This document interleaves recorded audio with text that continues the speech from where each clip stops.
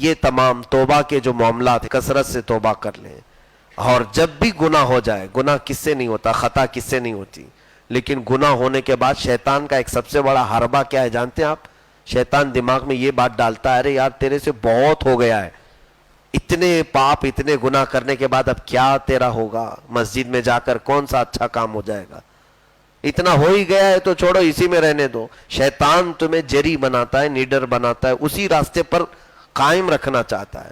میرے عزیزوں، چاہے تم سے کچھ بھی ہو جائے، 100 قتل ہونے کے بعد بھی اگر بندہ اللہ کی بارگاہ کی طرف چلتا ہے تو مولا اس کے لیے دروازے کھولتا ہے. بخاری شریف کی حدیث ہے، بنی اسرائیل کا وہ شخص جس نے 100 قتل کیے تھے اور توبہ کرنے کے لیے جا رہا تھا مقدس گھر کی طرف اللہ کے، بیچ راستے میں اس کا انتقال ہوا، بیچ راستے میں مر گیا، توبہ بھی کرنے کی توفیق نہیں ہو پائی. اس وقت بخاری شریف کی حدیث میں ہے کہ رحمت کے فرشتے اور عذاب کے فرشتے دونوں اٹھانے کے لیے آئے اس کو، کہ یہ تو بڑا قاتل ہے، کتنوں کو تو اس نے قتل کیا ہے.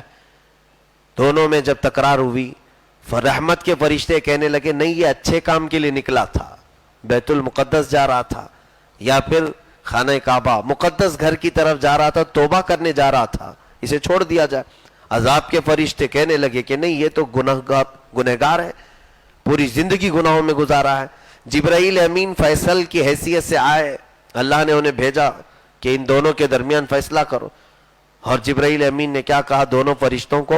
زمین ناپ کر کے دیکھو جہاں سے یہ نکلا تھا اور مقدس گھر تک، کہ اگر یہ مقدس گھر سے قریب میں گرا ہے تو رحمت والے لے جائیں، اور اگر ابھی دور ہے گھر سے ہی قریب میں گر کر کے مرا ہے تو عذاب والے لے جائیں.